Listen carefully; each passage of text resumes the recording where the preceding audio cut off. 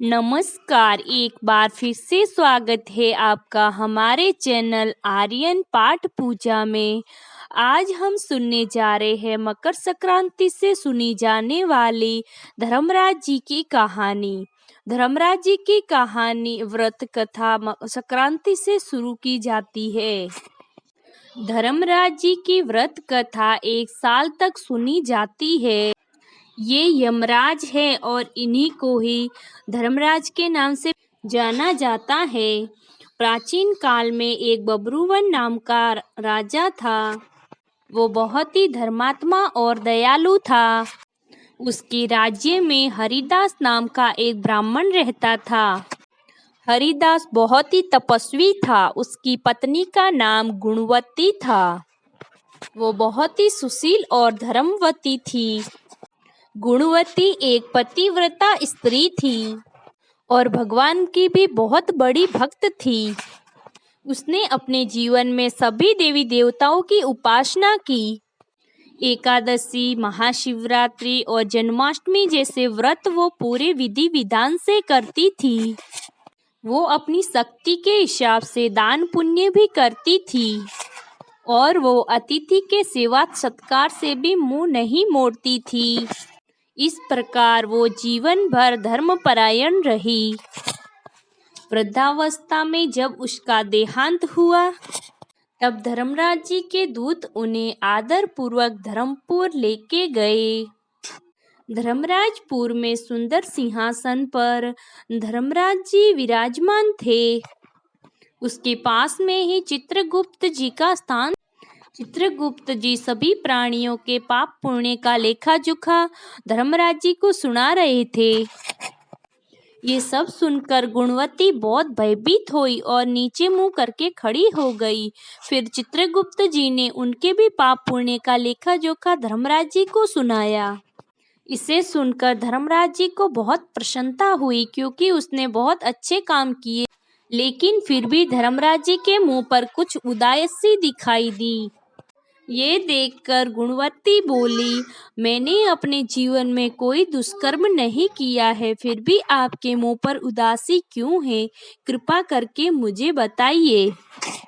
तभी धर्मराज जी बोले, हे देवी, तुमने सभी देवी देवताओं को व्रत पूजा पाठ करके संतुष्ट किया है, परंतु तुमने मेरी कभी उपासना नहीं की और ना ही कभी मेरे नाम का दान पुण्य किया।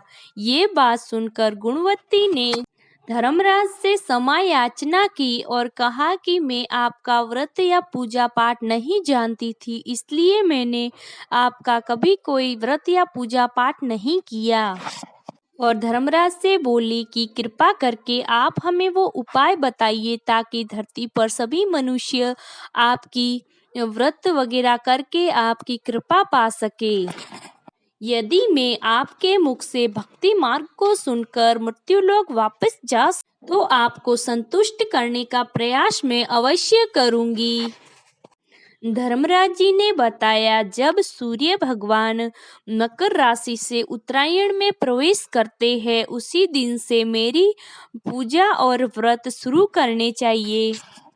पूरे 12 महीने तक मेरी कथा सुने और मेरी पूजा करें। एक दिन भी कथा या पूजा छूटनी नहीं चाहिए। साथ ही धर्म के इन 10 नियमों का पालन करना चाहिए, जैसे कि धीरज रखना और संतुष्ट रहना, क्षमा करना और मन को वश में रखना, चोरी नहीं करना और अपने मन में पराये पुरुष या पराई स्त्री का ध्यान नहीं करना और मानसिक और शारीरिक रूप से शुद्ध रहना, इंद्रियों को वश में रखना, बुद्धि की पवित्रता यानी बुरे विचार मन में ना लाना, पाठ पूजा और दान पुण्य करना, कथा करना और पूजा करना, सच बोलना, सच्चा व्यवहार करना और क्रोध ना करना।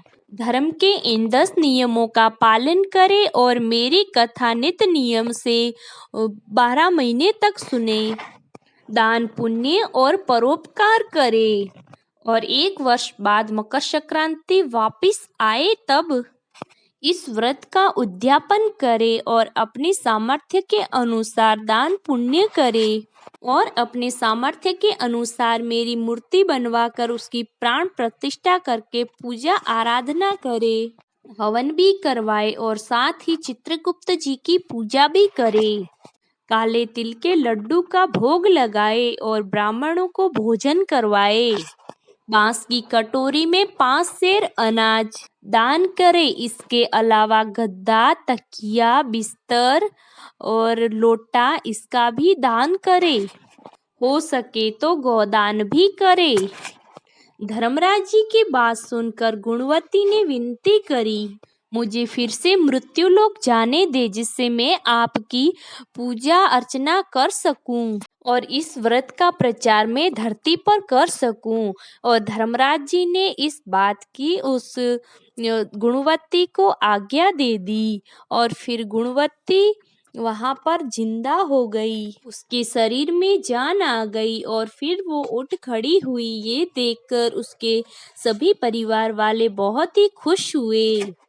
गुणवती ने धर्मराज जी वाली सारी बातें अपने पति को बताई। उसने कहा हम धर्मराज जी का व्रत अवश्य करेंगे और धर्म का पालन करेंगे। मकर संक्रांति आने पर गुणवती और उसके पति ने व्रत शुरू किया। फिर 1 वर्ष बाद इस व्रत का विधि विधान से उद्यापन किया। इस व्रत को करने से और उसका पालन करने से उन्हें धर्मराज जी की प्राप्ति हुई। इससे उन दोनों को वैकुंठ और स्वर्ग में स्थान मिला। तो बोलिए धर्मराज जी की जय हो।